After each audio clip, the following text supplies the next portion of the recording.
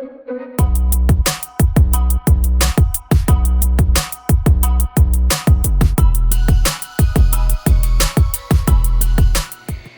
going to do just a little video real quick about one of the reasons why I didn't travel this winter with my horse Domino, and why we stayed home in Dickinson.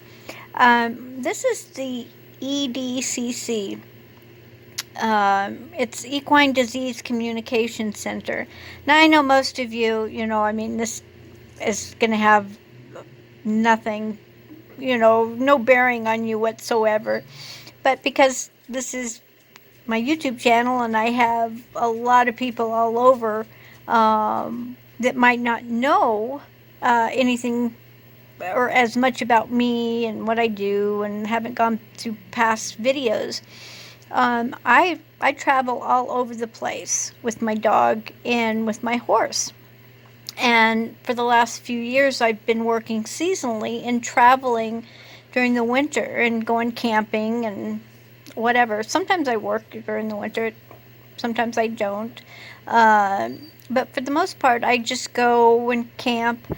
Now, generally, I am doing it by myself because there's not very many people, like friends. I don't have friends that have like the same kind of schedules. Never works out. And so I do a lot of this stuff by myself.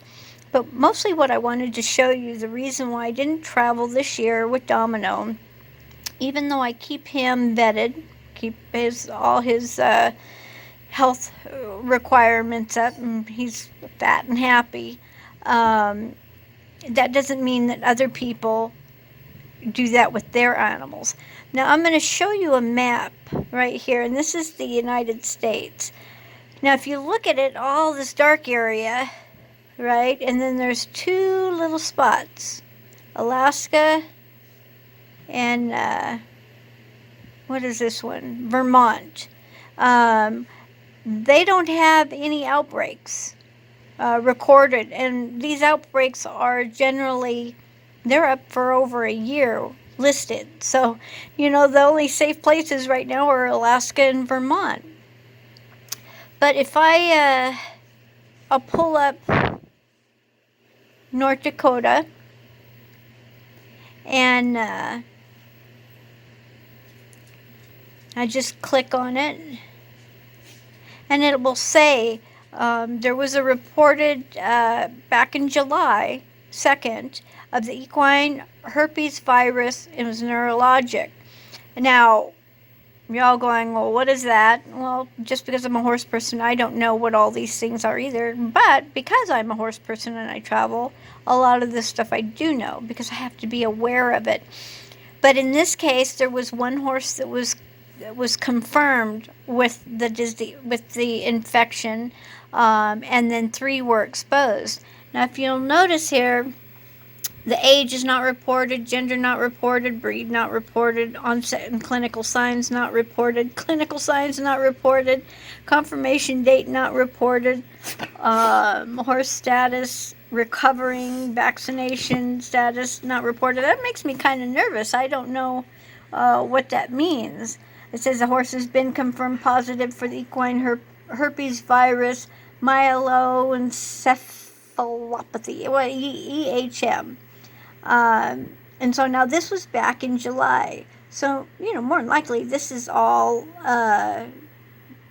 taken care of now. And this was in McKenzie County.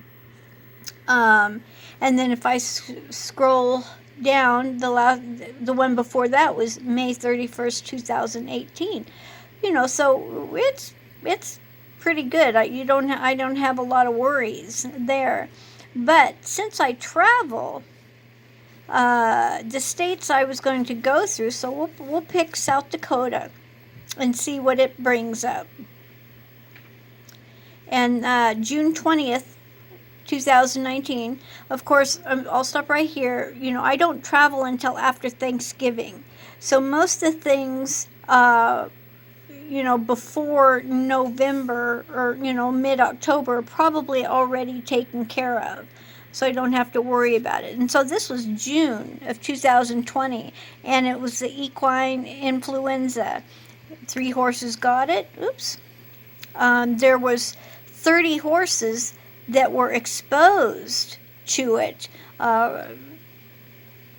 They had dry cough, fever, nasal, all of this stuff. The horse statuses are, they were affected, but they were alive, and vaccination status unknown, so that's pretty scary. And this was at Custer State Park French Creek Horse Camp, which, by the way, I was going to try to go to this last summer, and I wasn't able to.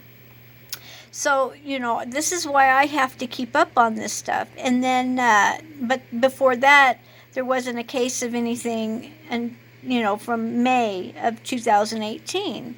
So, that's one of the states. So I was pretty good going to go through there. And then Nebraska. I usually always go through Nebraska. It's hard. I don't like going through there because there's no service through there. But they had a case of vesicular stomatitis on November 1st. Now, this is what really scared me. This is a really, really, really nasty thing for them to catch.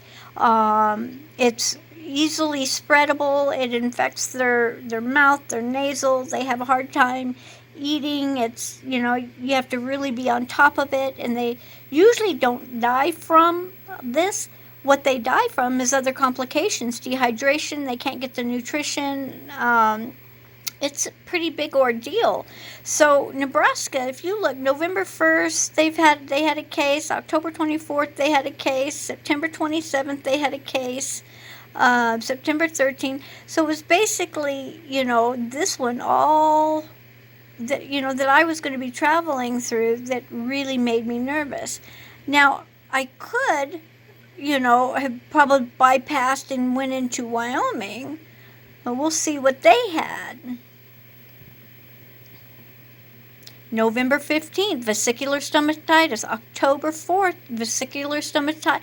I mean, this was going around really, really bad all year. Down here in Colorado, vesicular stomatitis. This vesicular stomatitis was going around everywhere. So we'll go here into Arizona. Now they had equine infectious anemia. Now what this was, there was one confirmed case with one of the wild burros, but they had to do basically a quarantine at the BLM's Wild Horse and Burro facility in Florence, Arizona. Now, that being said, it might not have been anywhere where Domino could have come in contact with it, but I don't know that. So, basically in a nutshell, this is what kept me from traveling. It just scared me to death. So, there's my little cap of why I didn't travel this winter. I was worried for my horse Domino, and hopefully next season, it won't be like this, or maybe I'll make alternate routes to get to where I'm going. A lot of these don't have vaccines. If you go here, biosecurity, blah, blah, blah, blah, see, this will give you everything, for travel, racetracks, isolation, places that are isolation and control. This is my Bible for travel. Reportable diseases. Where is disease information? If you look in here, there's all these diseases. So we'll go down to vesicular stomatitis, and right here, vesicular stomatitis, and click on that. And something I'm going to show you, I mean, this just gives you the description of it, but something I want to show you. I'll get past all of this. I hope I passed it.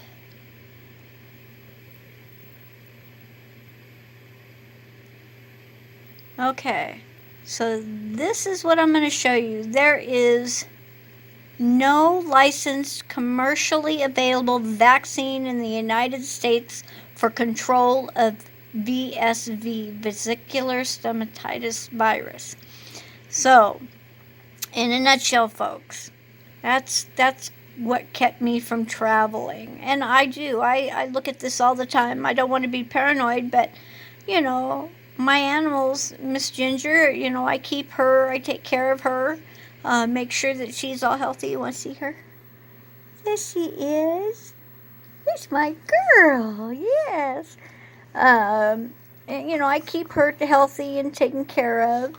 And, you know, Domino, right now, because of my work, and especially now, wintertime, and he's out on over 100 acres, riding in the wintertime in North Dakota is really non-existent. So that's the part. Will you quit kicking me? Oh my gosh. You're just, don't argue with me. No. Don't. You're gonna get it. Lay down. Get back.